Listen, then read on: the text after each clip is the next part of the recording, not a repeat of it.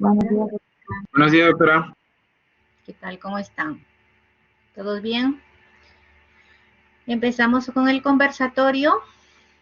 ¿Quiénes son los que se van a encargar del conversatorio?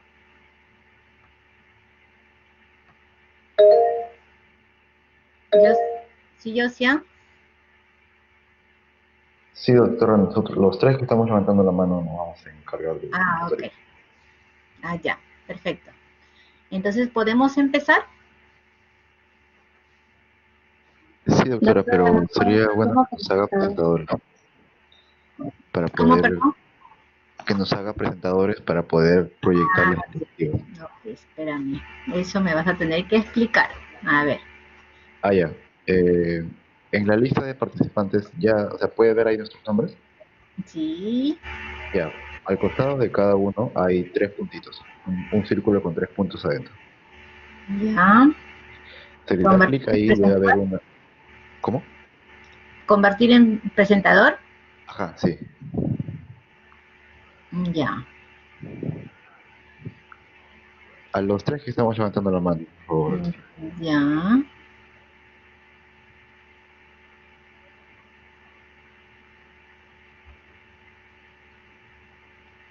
Listo.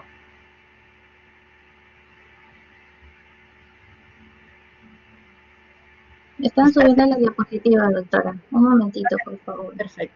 Sí, claro.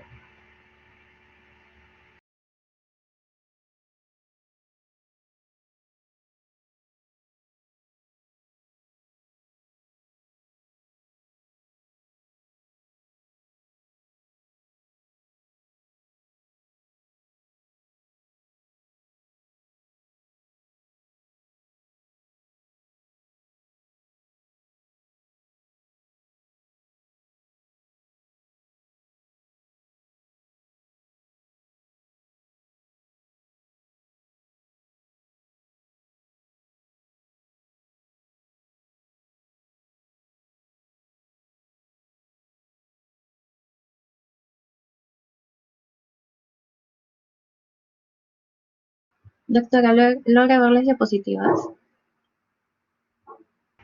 Claro, sí, perfecto. Ya, vamos a empezar.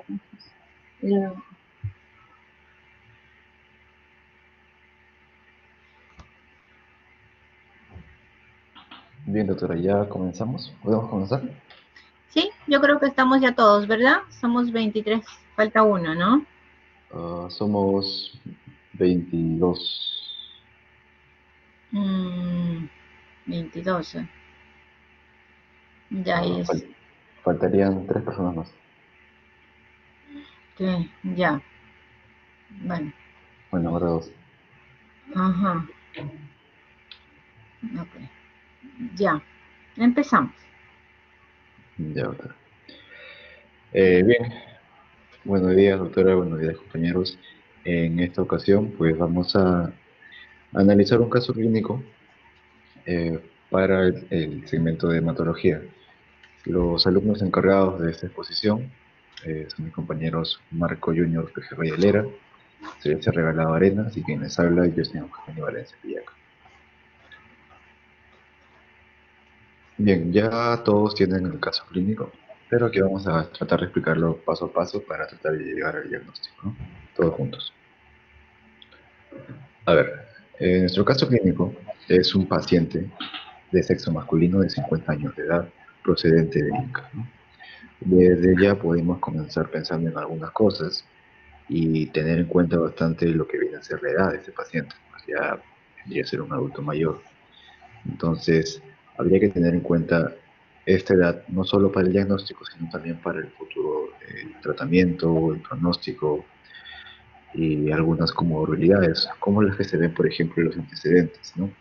Este paciente ha tenido una colicistectomía hace 15 años, no tiene diabetes, pero sí tiene hipertensión arterial, arritmia, y además es un fumador ocasional y no presenta alergias.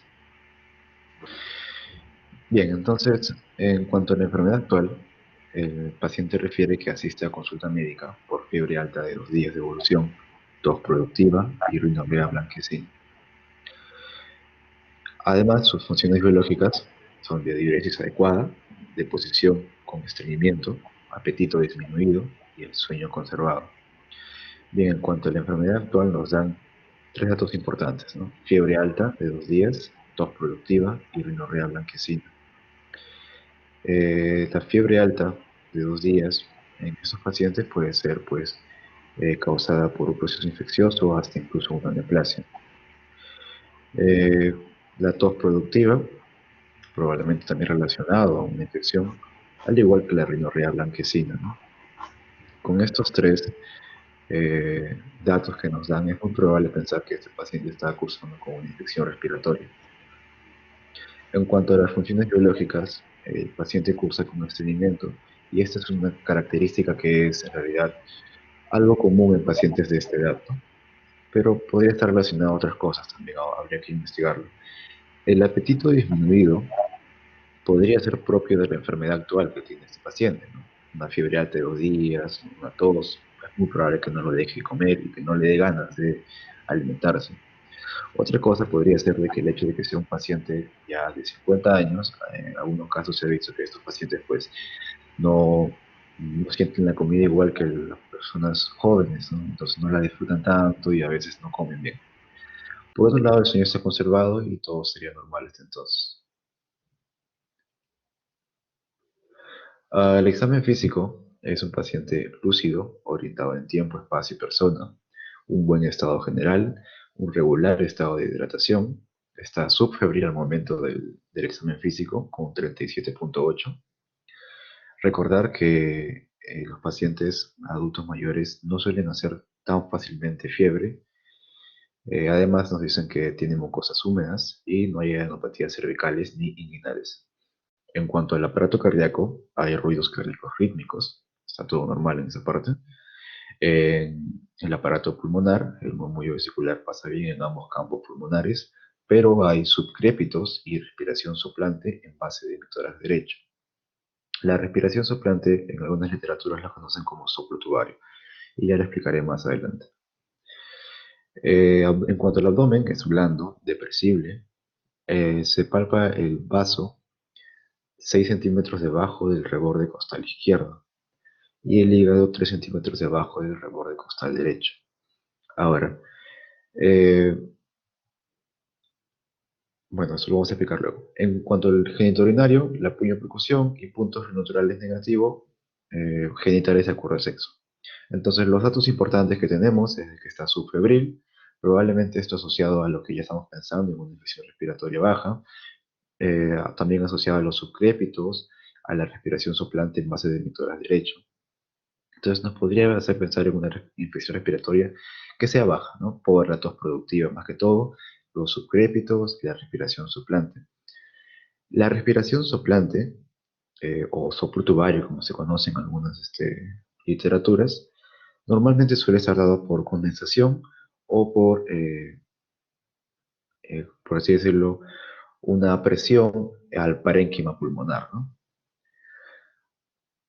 Todo esto nos hace pensar en una infección respiratoria, pero no hay más datos como, por ejemplo, síntomas asociados a la fiebre, no hay datos de, por ejemplo, cuánto duró la tos, si fue con flema, sin flema. Nos faltan algunos datos en cuanto al sistema respiratorio, ¿no? Y en cuanto al vaso, pues 6 centímetros debajo del reborde costal izquierdo ya nos indica una esplenomegalia. Lo normal es que el vaso se llegue a percutir, no a palpar, a percutir entre los espacios intercostales de 8 hasta el 10 es lo normal. Que se palpe el vaso ya de por sí es anormal. Entonces, si este vaso se llega a palpar 6 centímetros debajo del reborde costal, ya es una esplenomegalia franca, ¿no? Estaría prácticamente en, digámoslo así, en un intermedio, un moderado, ya casi llegando a la esplenomegalia masiva, ya que la esplenomegalia masiva es más de 8 centímetros por debajo del reborde costal. El hígado está a 3 centímetros debajo del reborde costal derecho. Aún se podría considerar normal, pero aún así habría que investigarlo, teniendo en cuenta de que ya hay esplenomegalia, una visceromegalia más como la hepatomegalia, también habría que investigarla, ¿no? No nos dicen detalles de la palpación, si el borde fue rombo, fue agudo, si se sintió alguna especie de tumor o si era liso, jugoso, no nos explica nada de eso. Pero con lo que tenemos, entonces tenemos un hallazgo más que habría que investigar, que es la esplenomegalia.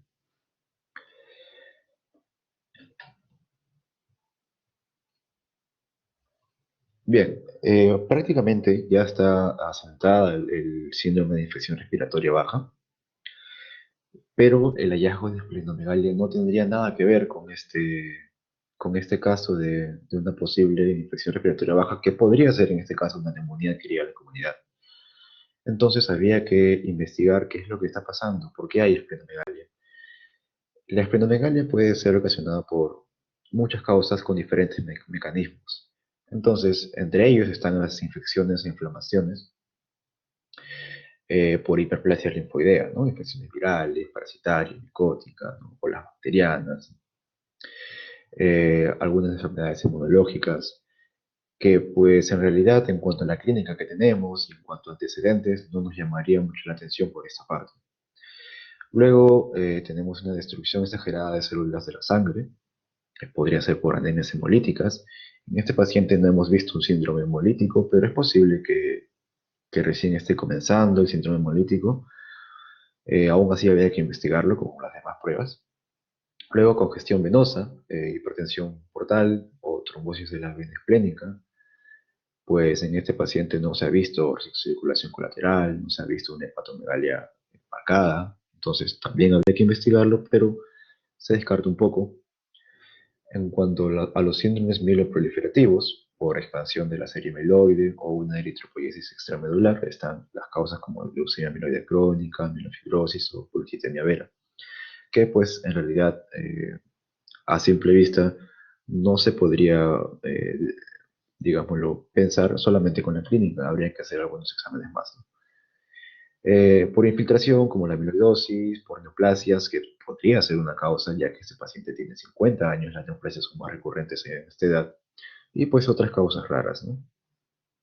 Entonces, teniendo en cuenta todos estos mecanismos de producción y todas estas enfermedades asociadas, es de que más adelante se le han pedido una gran batería de exámenes de laboratorio, ¿no? Que bueno, pasaremos a explicar. Entonces, como parte rutinaria de pruebas que se le han hecho a este paciente, la primera fue el hemograma, que pudo haber sido pedido simplemente por la infección respiratoria baja para confirmar que haya una infección, para ver el grado de leucocitosis, o también se pudo haber hecho por la esplenomegalia que se vio en este paciente. Sea cual sea el caso, los valores que nos trajo este hemograma es que el hematocrito estaba en 54%, un valor normal. La hemoglobina estaba en 18 gramos por decilitro. Este es un valor que está relativamente elevado para la edad de este paciente. Normalmente estos pacientes no suelen tener una hemoglobina tan alta. Aún así está dentro de lo normal, pero está en el límite superior, ¿no? Entonces esto ya nos debería hacer pensar en qué es lo que está pasando con la serie roja. Por otro lado, los leucocitos se vieron en un número de 69.300, un número bastante exagerado, ¿no? Que nos haría pensar en otras cosas más que ya los explicaré luego. Los glóbulos rojos al conteo estaban en 6.5 millones. Este es un número también bastante elevado, que podría estar relacionado con la hemoglobina relativamente alta, ¿no? Al igual que las plaquetas, 760.000. Recordemos que el límite superior es 450.000, y el de los glóbulos rojos está en más o menos 5.5 millones, aproximadamente el límite superior. Entonces, hasta entonces, con el hemograma nada más, ya hay una especie de panmielosis. Tanto la serie roja, la serie eh, leucocitaria y la serie plaquetaria están aumentadas, ¿no? Asimismo, se vio que el PCR estaba ligeramente aumentado, el PCR estaba en 8, los valores normales varían según el laboratorio, pero lo más común es que los valores normales sean menores de 5. Eh, Además, también el volumen corpuscular medio estaba en 84.3 y la hemoglobina corpuscular media también estaba en 33.5%, ambos en valores normales. Entonces, por este lado, con estas dos pruebas, se puede descartar de que haya anomalías con los eritrocitos. Entonces, es muy probable que los eritrocitos estén morfológicamente y funcionalmente bien, pero en un número elevado. Ahora, lo que más nos llama la atención es los leucocitos en 69.300. ¿Qué podría ser esto? Podría ser una reacción leucemoide. Quizás recordemos que para que se diga que hay una reacción leucemoide deben haber más de 50.000 eritrocitos o más de 30.000 leucocitos en algunas literaturas. Lo más común es que sea más de 50.000. Y la presencia de células inmaduras en sangre periférica. Entonces es por esto que se le hace un recuento leucocitario al paciente, donde se encuentra basófilos en 6%, esto es aumentado, es una basofilia, eosinófilos en 4%, está aumentado, eosinofilia. Hay presencia de mielocitos y metamielocitos, células inmaduras, entonces se podría decir que sí hay una reacción leucemoide, ¿no? Pero, sin embargo, en la reacción leucemoide no suele haber esplenomegalia, entonces eso hay que investigarlo más también. Abastonados hay un 9%, están aumentados, hay una desviación a la izquierda, muy probablemente por la infección respiratoria baja que tengan. Los segmentados están en un 48%, los blastos están en un 4%. No es normal encontrar blastos en sangre periférica, por más que sea un 4%, ¿no? Entonces esto lo vamos a explicar más adelante, por qué es que está apareciendo. Los linfocitos están en 17%. Se podría decir que hay una linfopenia, pero hay que recordar de que estos valores son porcentuales, no es un valor absoluto. Y teniendo en cuenta de que los leucocitos están elevados, entonces un linfocito de 17% no me indicaría linfopenia. Habría que hacer el recuento, ¿no? Diferencial de cada uno de estos leucocitos. Y los monocitos, pues en 3% estarían normales. Desde ya, entonces, ¿qué estamos pensando? Si hay leucocitos elevados, hemoglobina elevada, glóbulos rojos elevados, plaquetas, hay una panmelosis, la reacción leucemoide puede que se descarte un poco por la esplenomegalia, y asimismo, todo esto está asociado a una infección por la clínica y por los abastonados aumentados. Además, hay presencia de blastos. Entonces, la panmelosis con presencia de blastos ya nos tendría que hacer enfocar en un probable problema de la médula ósea, ¿no? Habría que investigar la médula ósea y hacer más exámenes.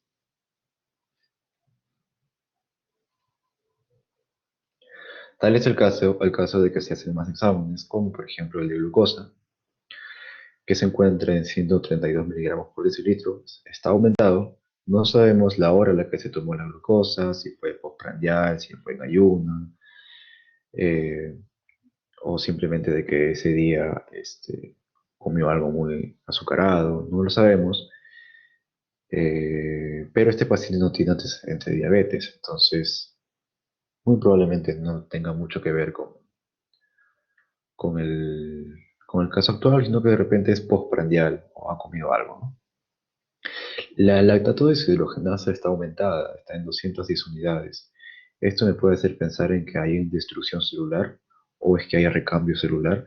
¿Podría estar relacionado a los cambios en la médula ósea? Habría que investigarlo también. Las proteínas totales están en 7,8 gramos por decilitro, están normales. La bilirrubina total está normal. El hierro sérico también está normal. La capacidad total de fijación del hierro, que es el TIBC, también está normal. La saturación de hierro también está normal. La saturación de oxígeno está en 95%. Esto probablemente lo pidieron porque pensaron en una neumonía y además es un factor de riesgo de que el paciente tenga 50 años. Entonces, probablemente por eso la saturación. Y la vitamina 12 está normal. En cuanto a los exámenes de imágenes, pues se le pidió una ecografía abdominal y se encontró un hígado de aspecto normal. No nos dicen si hay hepatomegalia, simplemente nos dicen que el aspecto es normal, pero se puede asumir de que el tamaño es normal, ¿no? Y una esplenomegalia moderada, como ya había dicho. No es leve ni es masiva, porque masiva llega a más de 8 centímetros, pero sí es una esplenomegalia moderada. Ahora, ¿por qué le pidieron lactato deshidrogenasa? ¿Por qué le pidieron bilirrubina total? Recordemos en el cuadro de causas de esplenomegalia, algunas enzimas hemolíticas podrían causar esta esplenomegalia, ¿no? Entonces por eso le pidieron esto. Mm, ¿Qué más? A ver, los exámenes que tienen relación con el hierro sérico, la capacidad total de fijación de hierro y la saturación de hierro, pudieron ser pedidos por un diagnóstico diferencial. ya que hasta el momento se está pensando en un problema de médula ósea con panmilosis. Entonces, ¿qué enfermedades nos dan a nosotros panmilosis? Principalmente los síndromes mieloproliferativos. A la cabeza están, pues, por ejemplo, la leucemia mieloide crónica, está la policitemia vera, está la trombocitemia esencial o la mielofibrosis primaria.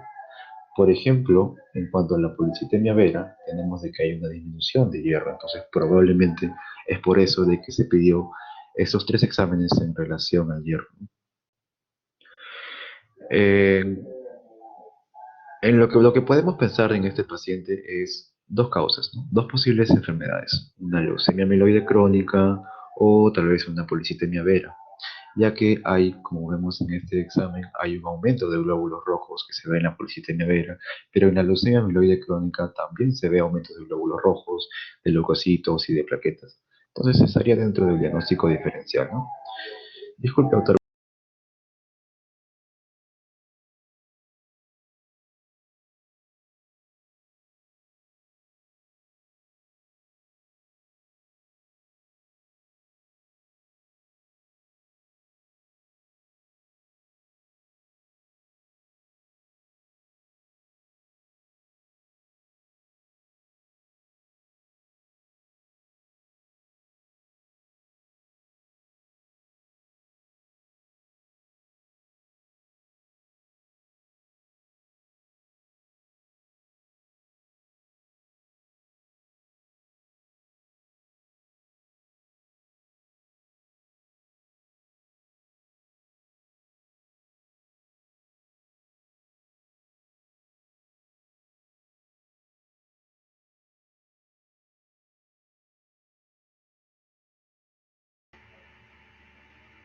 Hola, ¿algún comentario hasta acá mientras Joseon regresa?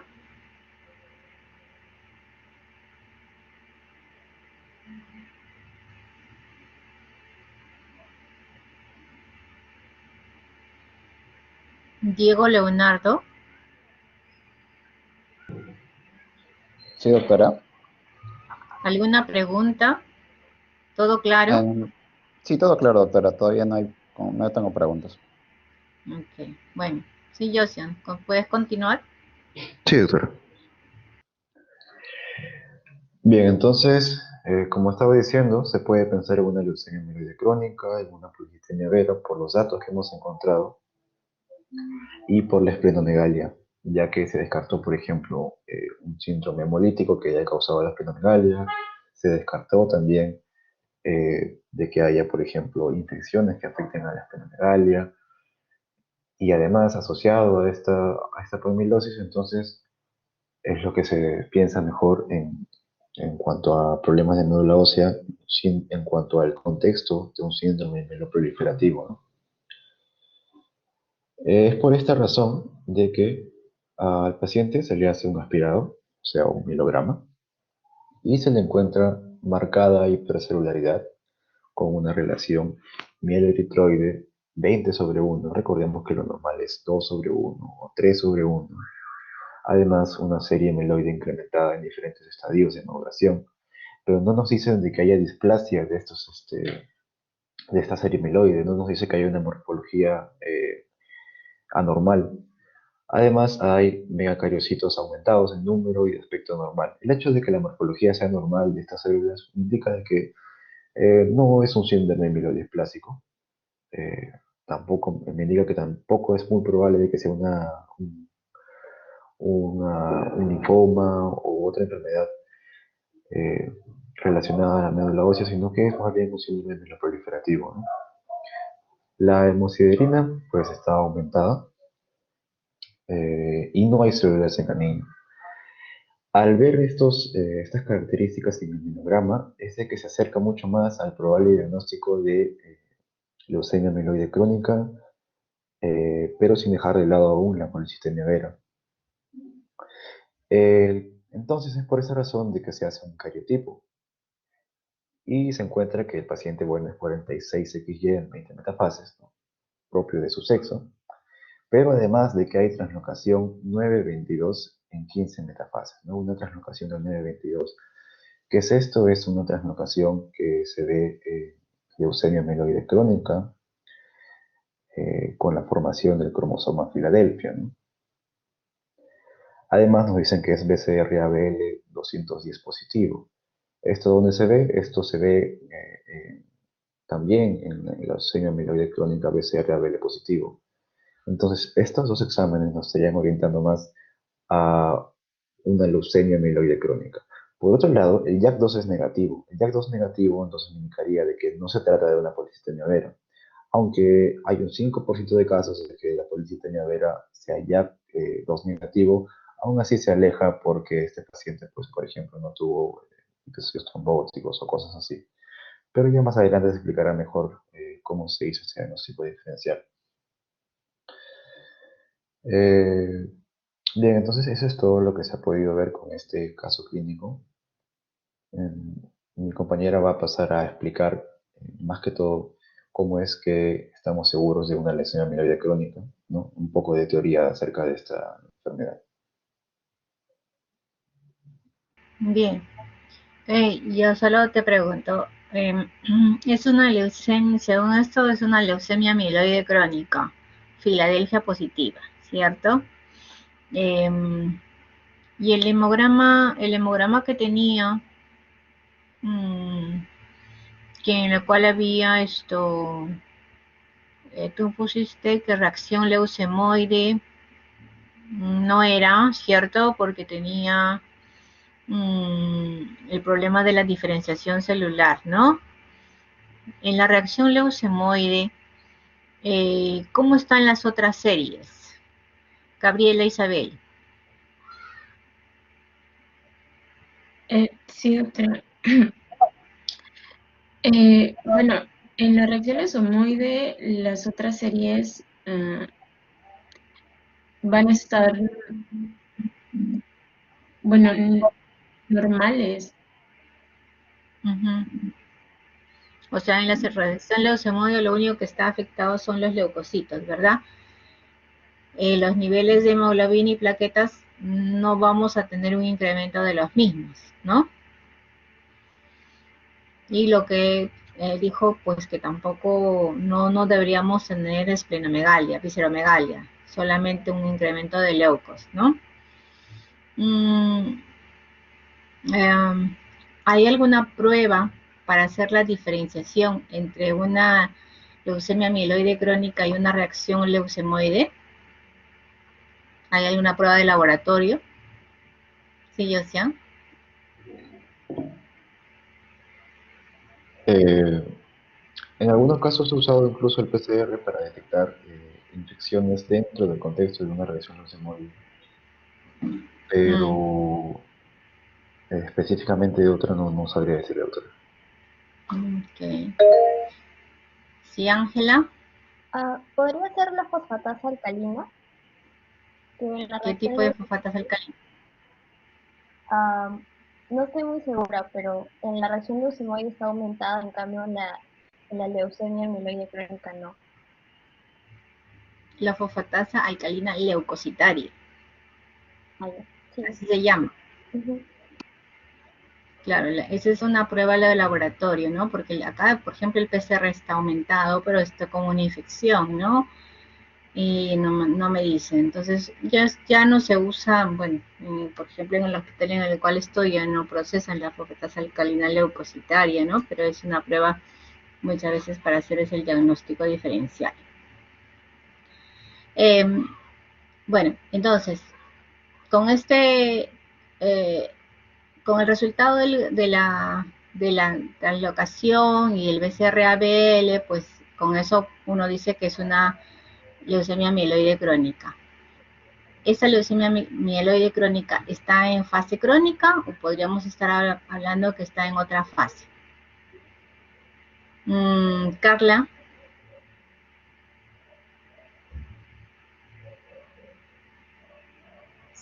Sí, doctora. Bueno, creo que podríamos estar hablando ya que está en una fase crónica, creo que porque en la fase crónica, eh, no, pero la fase crónica era creo cuando no había en sí aún criterios. Y cuando hay unos blastos mayor o igual de 30% en sí en la sangre periférica y en la médula ósea, aunque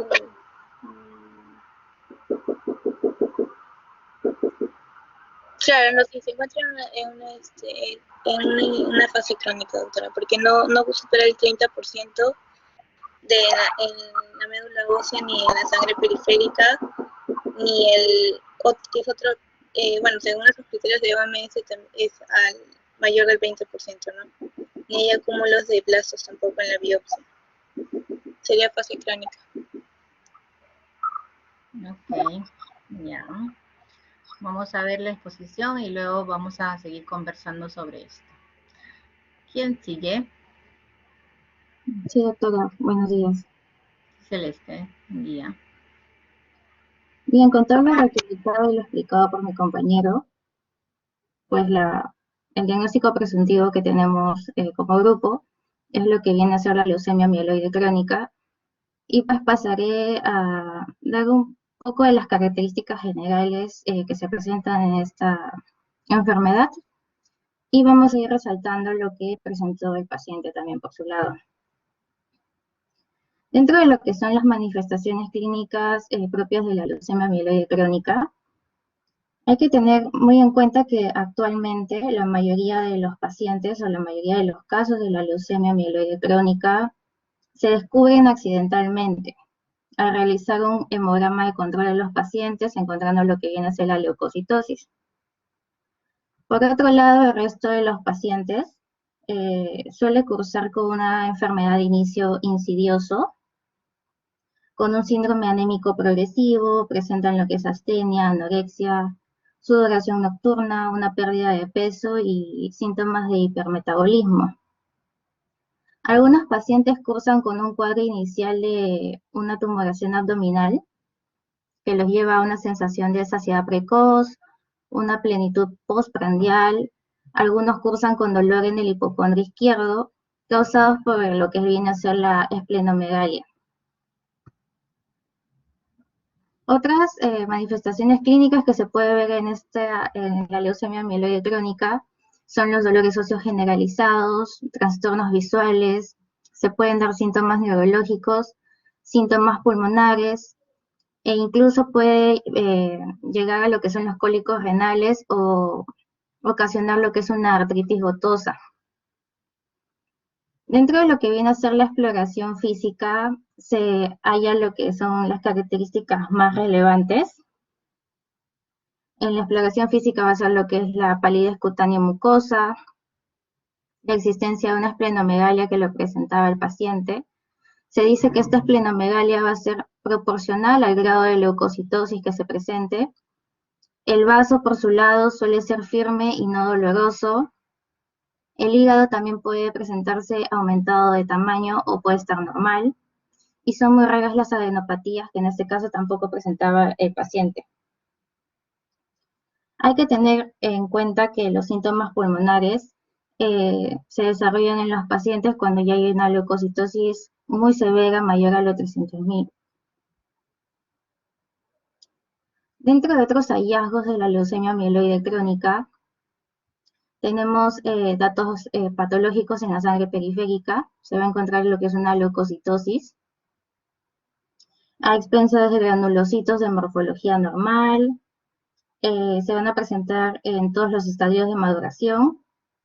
Y en este frotis de sangre periférica va a predominar lo que son los neutrófilos segmentados, los mielocitos. También se pueden encontrar abundantes metamielocitos. Y los promielocitos o los mieloblastos van a estar en un porcentaje menor al 10%. También se va a encontrar lo que es una basofilia absoluta, una eosinofilia absoluta, que lo presentaba también el paciente. En algunos casos, o al inicio de la enfermedad, se va a presentar lo que es una leve anemia normocítica normocrómica. Y lo que viene a ser la trombocitosis se puede observar en la mitad de los casos, en el 50% de los pacientes. No es muy frecuente y normalmente desaparece en los estadios más avanzados de la enfermedad, ya sea por la misma insuficiencia medular o por un hiperesplenismo que se va a presentar. Dentro de lo que es la médula ósea, vamos a tener el aspirado de médula ósea y la biopsia. El aspirado de médula ósea va a ser típicamente hipercelular, como se presentó en los análisis del paciente. Va a tener una marcada hiperplasia granulocítica y de igual manera como en la sangre periférica va a estar a expensas de mielocitos y de elementos maduros y va a estar representado todos los estadios de diferenciación. También se va a encontrar lo que es una basofilia y eosinofilia absoluta. Y hay que tener en cuenta esto de aquí, que en el aspirado de médula ósea vamos a encontrar lo que es la relación mieloeritroide superior a lo que es 20/1, que el paciente estaba cruzando con una relación mieloeritroide 20/1. También vamos a tener megacariocitos aumentados en cantidad, como lo presentaba el paciente, pero se dice que en la leucemia mieloide crónica estos suelen tener un tamaño más pequeño normal, a lo que se le denomina los megacariocitos enanos, y van a presentar núcleos hipolobulados. Por otro lado, en lo que viene a ser la biopsia ósea, se va a observar o se puede observar un cierto grado de fibrosis en los pacientes, hasta en el 30%, al momento de hacer lo que viene a ser el diagnóstico. Y también se puede hallar lo que son histiocitos azul marino, o las denominadas células pseudo-Gaucher, que va a ser a consecuencia de un acúmulo de detritus por una excesiva destrucción celular, que eso no se menciona en los análisis del paciente. Entonces aquí tenemos algunas imágenes. Por ejemplo, en la imagen número 1 se ve lo que es la proliferación granulocítica. De igual manera, proliferación granulocítica y megacariocítica en lo que viene a ser el aspirado de la médula ósea. Aquí también tenemos imágenes de tanto biopsia como aspirado de médula ósea.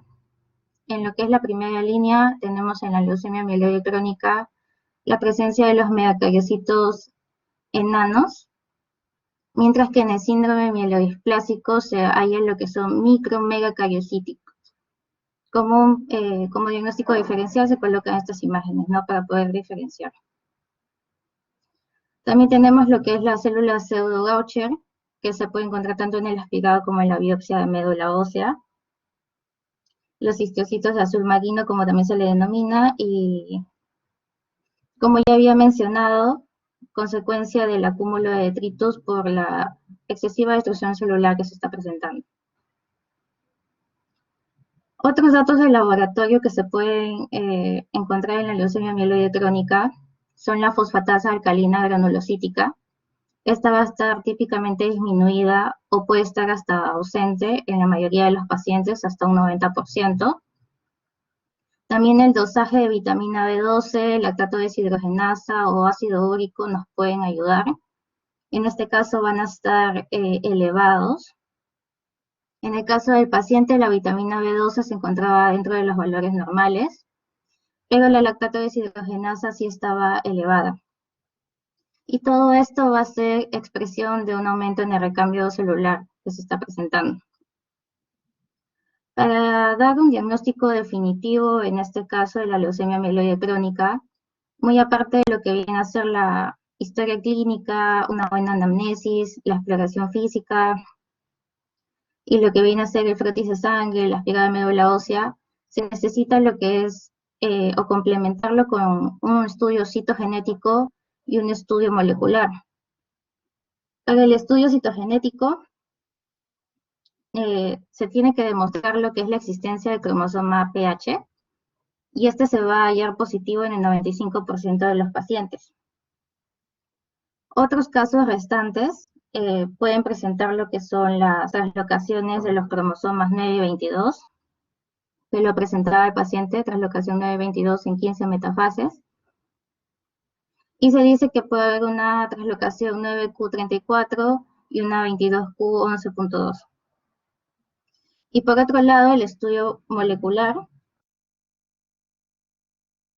se va a hacer mediante lo que es la técnica de reacción en cadena de polimerasa, la PCR, y va a servir para detectar lo que es el ARN quimélico, el BCR-ABL, que en la mayoría de los pacientes también va a dar positivo, y hay que tener muy en cuenta que es más probable que dé positivo si el paciente ha cursado con el cromosoma PH positivo. Esto se da en el 90-95% de los pacientes, mientras que si el pH es negativo, el BCR-ABL puede dar positivo en un 60-70% de los pacientes. Como posibles diagnósticos diferenciales, como ya lo estaba mencionando mi compañero, vamos a tener otras neoplasias mieloproliferativas y también vamos a explicar un poco de la reacción leucemoide.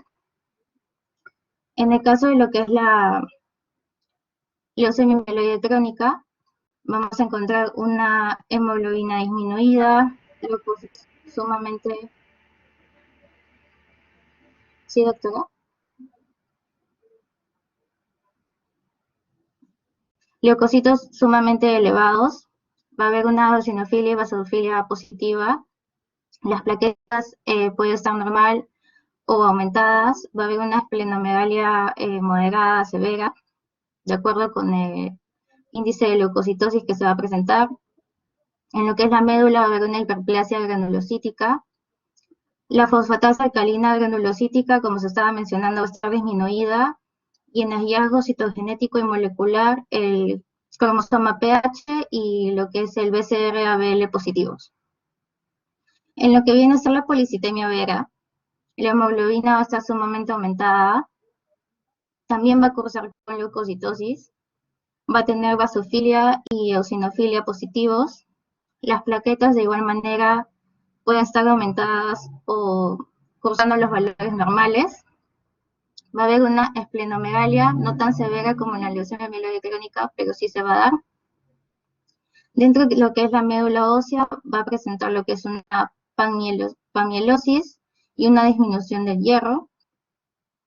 La fosfatasa alcalina granulocítica puede estar normal o elevada. Y esta policitemia vera va a presentar lo que es un aumento de la masa eritroide y presenta en el 95% de los pacientes el JAK2 positivo. Como otros diagnósticos diferenciales, tenemos lo que es la trombocitemia esencial. La hemoglobina puede estar normal o disminuida. Los leucocitos también pueden estar normales o aumentados. También se va a evidenciar lo que es una eosinofilia y basofilia positiva. Las plaquetas por su lado van a estar sumamente aumentadas. El vaso puede estar normal o una leve esplenomegalia. Se va a evidenciar una hiperplasia megacariocítica. La fosfatasa alcalina granulocítica va a estar normal o aumentada. Y en este caso se va a presentar o puede darse lo que es el JAK2, el CAR y el MPL positivos. Lo que es la mielofibrosis primaria, también la hemoglobina puede estar normal o disminuida. Los leucocitos pueden aumentar o disminuir. También se va a ver lo que es una eosinofilia y basofilia positivo. Las plaquetas de igual manera. El vaso también hay una esplenomegalia. Al análisis de la médula ósea se evidencia lo que es una displasia megacariocítica y la presencia de fibrosis. La fosfatasa alcalina granulocítica puede estar normal o aumentada. Y como datos extras se puede evidenciar lo que es una dactiocitosis, una eritroblastosis. También se va a tener lo que es el JAK2, el CAR y el MPL positivos. Y en la reacción leucemoide, como se estaba diciendo anteriormente, la hemoglobina puede estar normal, leucocitos aumentados, no se observa lo que es eosinofilia y basofilia. Las plaquetas también pueden estar normal o ligeramente aumentadas. Sí se va a evidenciar una hiperplasia granulocítica y diferenciándolo de lo que es una leucemia mieloide crónica, la fosfatasa alcalina granulocítica en este caso va a estar elevada.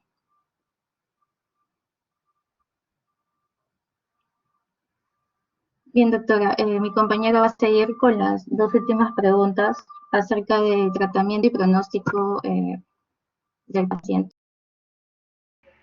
Ok, está muy bien.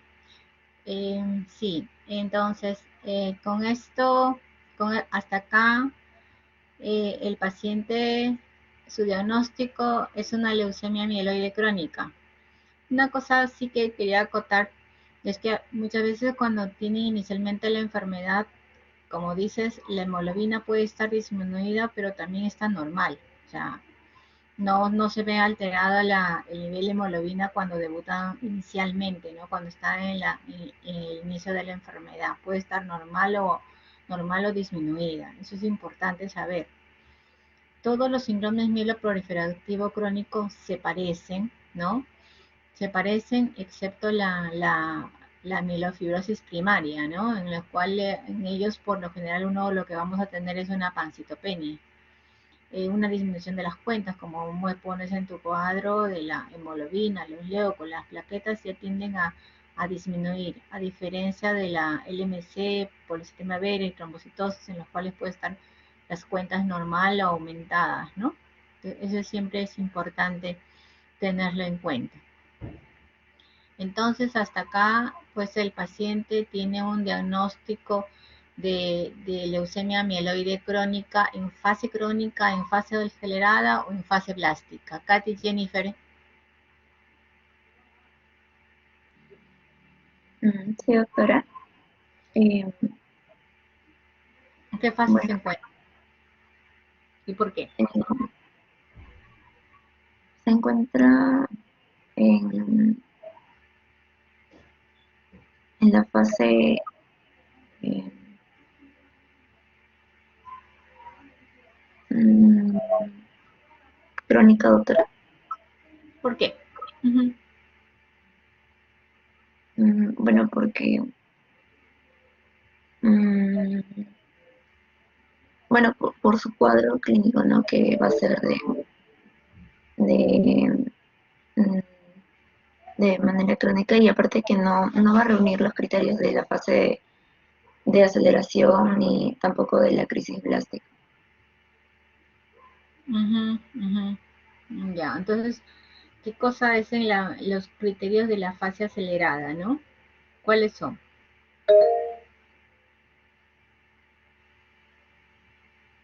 ¿Celeste? Sí, doctora, tengo este cuadrito para poder presentarle a mis compañeros con los criterios también, solo que no sé por qué no se presentó en las diapositivas. ¿Se Ya, logra ok. ver mi pantalla? Sí. Ya bueno, dentro de los criterios de lo que son la fase acelerada y la crisis blástica de la leucemia mieloide crónica, tenemos, bueno, en la fase clínica no va a reunir ni criterios de fase acelerada ni de crisis blástica. Dentro de lo que son la fase acelerada tenemos criterios europeos y criterios de la OMS. Dentro de los criterios europeos va a tener lo que es la presencia de blastos de 15 a 29%, ya sea en sangre periférica o en médula ósea. Presencia de blastos más promielocitos mayor al 30%, con blastos menores a 30% en sangre periférica o médula ósea. Con respecto a los basófilos, va a ser mayor o igual al 20% en sangre periférica y va a presentar lo que es una trombopenia persistente menor a 100 por 10 a la 9 y no va a estar relacionada a lo que viene a ser el tratamiento. Y también va a presentar lo que es el cromosoma pH positivo. Y los criterios de la OMS va a ser los mismos que los anteriores, pero se le añade lo que es una trombocitosis resistente a tratamiento y lo que es la esplenomegalia y leucocitosis resistente a tratamiento. Con respecto a la crisis blástica, dentro de los criterios europeos, vamos a tener lo que es blastos mayores o iguales al 30% en sangre periférica o médula ósea, la presencia de una enfermedad extramedular aparte de lo que es el vaso, y en los criterios de la OMS, los mismos que los anteriores, pero se le añade lo que es acúmulo de blastos en lo que es la biopsia.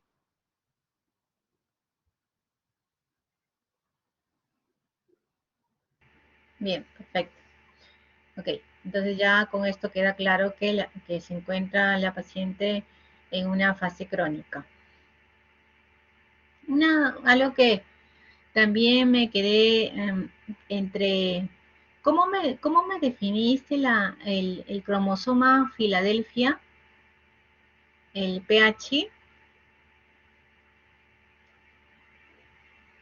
O sea, cuando te dicen pH positivo, ¿qué significa? ¿Qué es lo que tú debes encontrar o buscas? Sí, doctora, en el estudio citogenético que se le realiza a los pacientes, este cromosoma se va a encontrar positivo en el 95% de los pacientes. Ya. Pero ese cromosoma es la evidencia de la translocación, ¿cierto? Sí, es una anomalía de cromosoma 22 y de cromosoma 9 que se va a presentar en los pacientes. Claro, cuando tú presentas el cromosoma Filadelfia, estás hablando que está presente la translocación 922. ¿Sí? No es que sea otra cosa, sino es lo mismo. Sí, doctora. ¿Sí, Josia? Sí, doctora, quizás para terminar de explicar eso, sería bueno que les enseñe esta imagen. Sí, esta imagen de acá. Ya, aquí está el cromosoma 9 y el cromosoma 22. ¿Qué es lo que pasa? Que en el cromosoma 22 está el gen BCR y en el cromosoma 9 está el gen ABL. Entonces hay una translocación haciendo más largo el cromosoma 9, ya que es más, por así decirlo, la parte del gen BCR que se va al cromosoma 9 que la de ABL que se va al cromosoma 22. Entonces el cromosoma Filadelfia vendría a ser el cromosoma 22, el cromosoma que tiene el gen de función BCR-ABL, ¿no? Y ya pues este cromosoma es el que transcribe un, un ARN mensajero que posteriormente se transforma en una proteína de fusión BCR-ABL, que pues ya, como sabemos por teoría, pues tiene la capacidad de descontrolar la proliferación celular, de aumentar la supervivencia celular, ¿no? De causar una adhesión celular anómala. Y es en base a esto, a esta proteína, que también se tiene en cuenta en tratamiento, ¿no? Que ya mi compañero lo va a explicar mejor.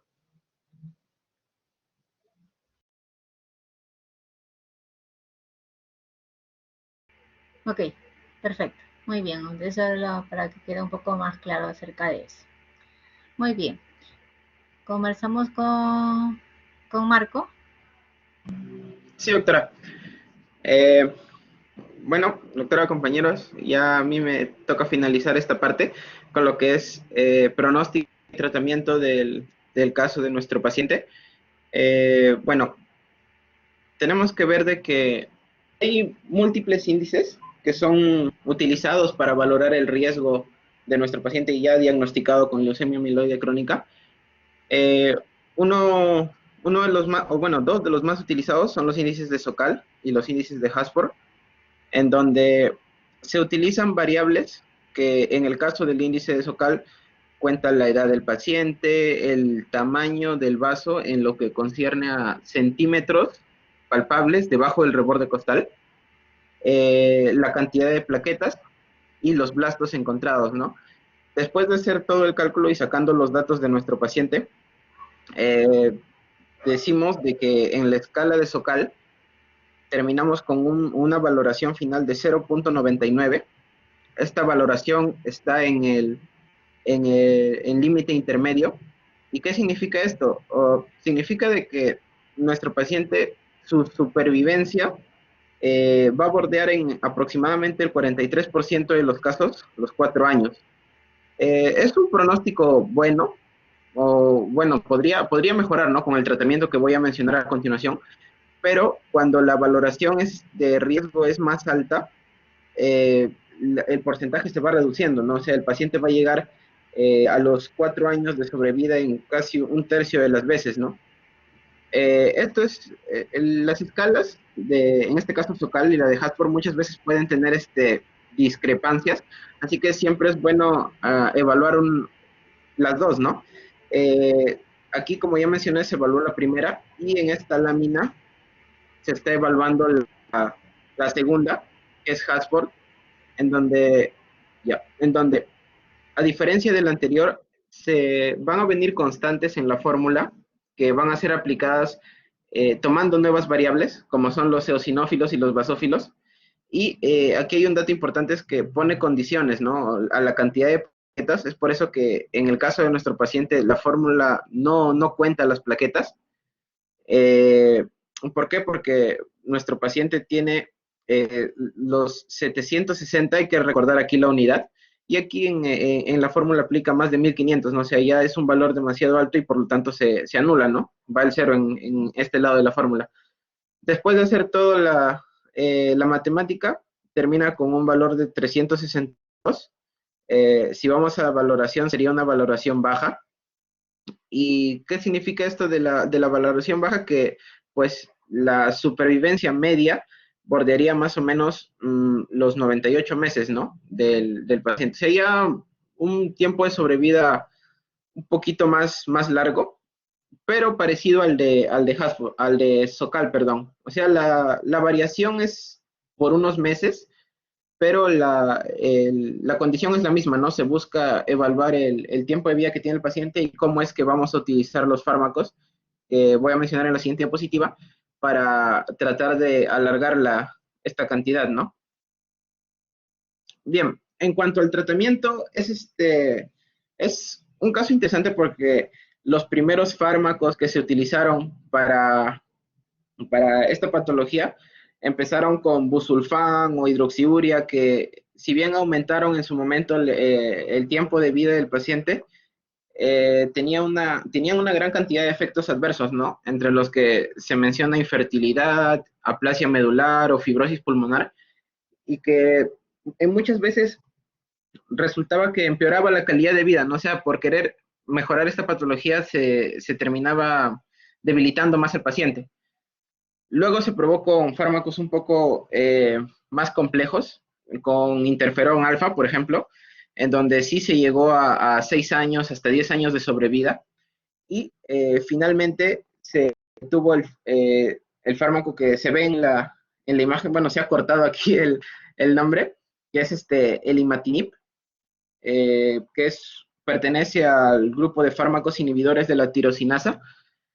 ¿Y qué va a hacer este grupo de fármacos? Pues aquí, como ya mencionó Josiam, va a haber una proteína BCR-ABL que va a fosforilar su sustrato y por lo tanto va a proliferar, y como mencionó mi compañero, va a haber esa ausencia en la regulación del ciclo celular que permite una proliferación maligna de células mieloides.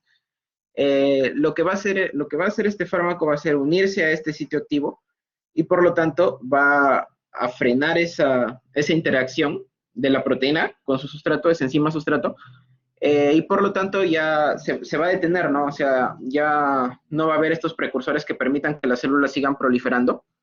Va a utilizar para eso adenosín trifosfato y muchas veces va a alcanzar mejoría, ¿no? Como podemos ver aquí en este gráfico, se puede evaluar o categorizar la mejoría del paciente con una respuesta hematológica completa o con respuesta citogénica o respuesta molecular. La respuesta hematológica completa solamente se refiere a la normalización de los valores del hemograma, la cantidad de leucocitos, la cantidad de basófilos y, lo más importante, la ausencia de granulocitos inmaduros. Por otro lado, tenemos la respuesta citogénica, que ya va del lado del cariotipo, en donde vamos a evaluar las metafases buscando el cromosoma Filadelfia, y en donde podemos clasificarlo como una respuesta parcial, menor, mínima, o la ausencia de respuesta, ¿no? Mencionamos que de 1 al 35% de células en metafase que tengan el cromosoma Filadelfia en su cariotipo va a ser una respuesta parcial al tratamiento, y si vamos aumentando el porcentaje en el que va a estar presente esta traslocación, pues se va a llegar a que no ha habido una respuesta, ¿no? Y ese va a ser en ese momento, pues se tiene que probar con otros fármacos de la misma familia del imatinib, que pueden ser el nilotinib, el dasatinib, y así mismo se pueden ir viendo o evaluando las generaciones del medicamento que van apareciendo, ¿no? Como ya sabemos, la fisiopatología es simple, el cromosoma 9 que se une al gen BCR del cromosoma 22, Para impedir esto se utilizan los fármacos tipo imatinib, nilotinib, y por lo tanto se impide la fusión y ya en cierta medida se reduce, ¿no?, la expresión maligna. Como ya mencioné antes, esta respuesta va de la mano con el cariotipo, pero siempre es necesario acompañarla de la respuesta molecular, que es más, digamos, precisa, en donde ya no evaluamos de manera cualitativa el gen, sino que lo vamos a evaluar ya cuantitativa, ¿no?, con la cantidad de transcripción de esa proteína del BCR-ABL en las células, ¿no? Vamos a tener de la misma manera rangos, un grado mayor, una respuesta de grado intermedio, o ya va a ir aumentándose, ¿no?, hasta llegar a una respuesta completa, en donde ya en la respuesta completa simplemente dejamos de encontrar los genes transcritos, ¿no? Ya no encontramos el BCR-ABL. Y por lo tanto se considera de que el fármaco ha tenido efecto y le hace vigilancia al paciente, pues, ¿no? Y respecto a esta vigilancia es que tenemos este otro cuadro en donde tenemos una monitorización, como siempre evaluando los tres campos: la respuesta hematológica que tenemos aquí, la respuesta citogénica que la evaluamos con el cariotipo, y la respuesta molecular que ya va de la mano con la reacción en cadena de la polimerasa, ¿no? Ya son pruebas un poquito más avanzadas, en donde evaluamos en la respuesta hematológica cada 15 días hasta que ya se alcance una respuesta hematológica completa. ¿Qué quiere decir? Que ya lo evaluamos hasta que ya no encontramos los granulocitos inmaduros.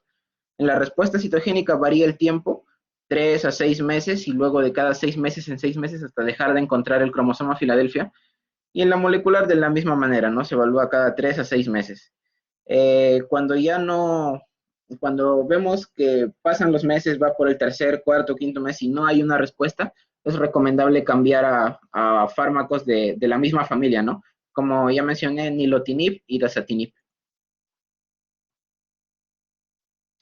Y bueno, para resumir esta parte del algoritmo de tratamiento, recordemos que primero siempre es importante hablar de los índices pronósticos para empezar con estos tratamientos farmacológicos que son de primera línea, ¿no? Porque sabemos de que ya una cura definitiva viene a ser el trasplante de médula ósea, pero en casos más leves, que ya pudimos apreciar en los índices pronósticos del riesgo relativo, podemos aplicar estos fármacos, ¿no? En donde primera opción, imatinib, 400 miligramos al día, nilotinib 300 cada 12 horas y dasatinib 100 miligramos al día. Ya vemos de que no hay una respuesta. Basándonos en los criterios que hemos evaluado en la lámina anterior, podemos pasar al nilotinib y a los otros fármacos que he mencionado. Siempre es importante también evaluar fármacos de segunda generación de la misma familia de inhibidores de la tirosinasa para poder tratar de nivelar o poner los valores del hemograma del paciente en sus rangos normales. Y bueno, recordamos que para fases más avanzadas, porque nuestro paciente es de fase crónica, recordamos que para fases aceleradas o crisis blástica ya va a ser necesario tratamientos más invasivos, como la quimioterapia, o ya en el último de los casos ya es el trasplante de médula, ¿no? Que es el tratamiento definitivo. Y bueno, doctora, eso es lo que hemos presentado, lo que hemos preparado. Muy bien, muy bien. Todo, yo creo que está bien descrito todo el tipo de tratamiento. Lo único que de repente te tenga que decir es en relación a lo del tratamiento. O sea, como has explicado muy bien, el tratamiento son los inhibidores de tirosina. El trasplante de médula ósea en leucemia mieloide crónica, en fase crónica, ya no se realiza, ¿sí? Antes de la era del imatinib, después de haber diagnosticado, pues el tratamiento era esperable un trasplante. Pero actualmente, cuando ya están los inhibidores de tirosina, el trasplante ha quedado relegado, porque al final incluso se habla en algunos estudios que el nilotinib puede llevar a remisiones. El objetivo es llevar a una remisión molecular. Si tú consigues una remisión molecular, perfecto, esa remisión va a continuar, ¿no?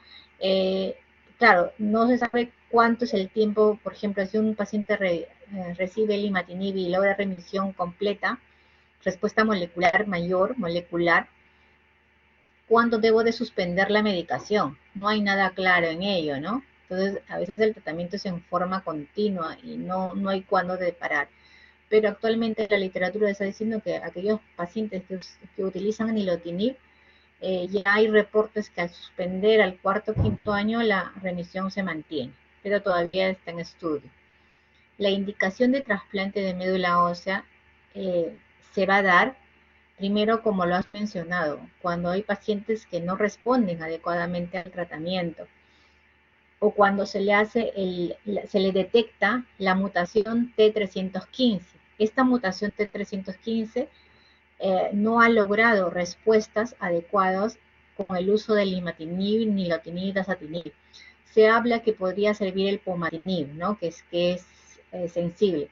Entonces, pero hasta el momento la indicación de trasplante de médula ósea es aquel paciente que presenta ese tipo de mutación. Segundo, aquellos pacientes, como mencionaste, que han pasado ya a fase acelerada o crisis blástica, también tienen indicación de trasplante. Si solo está en fase crónica, solo puedes utilizar los inhibidores de tirosina sinasa. Eso es lo único que me quedaba completar porque lo han tocado el tema muy bien. Y creo que con esta revisión les queda claro cómo es el manejo de una leucemia mieloide crónica. Más bien, gracias a ustedes por buena exposición. No sé, ¿el grupo tiene alguna pregunta? Katy, Kiara, ¿alguna pregunta? ¿Alguna duda?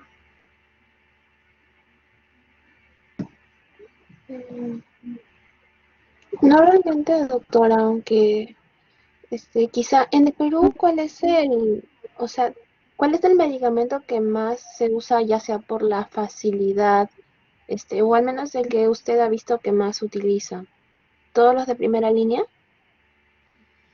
Actualmente el tratamiento de primera línea es el imatinib, ¿no? Eso es lo que se usa como primera línea. Si es un paciente que recibiendo el imatinib no logras una respuesta adecuada o tiene intolerancia al medicamento, puedes pasar al uso del dasatinib, que es la terapia de segunda línea. Si el paciente no logra una buena respuesta con tampoco el dasatinib, se opta por el nilotinib, ¿no? Ese es el orden. Raro es, ya no es mucho, pero en algunos pacientes utilizan la hidroxicarbamida, aquel paciente que tiene gran hiperleucocitosis, ¿no? Al inicio, pero mientras empieza la acción de los inhibidores de tirosina sinasa. Pero las guías son imatinib.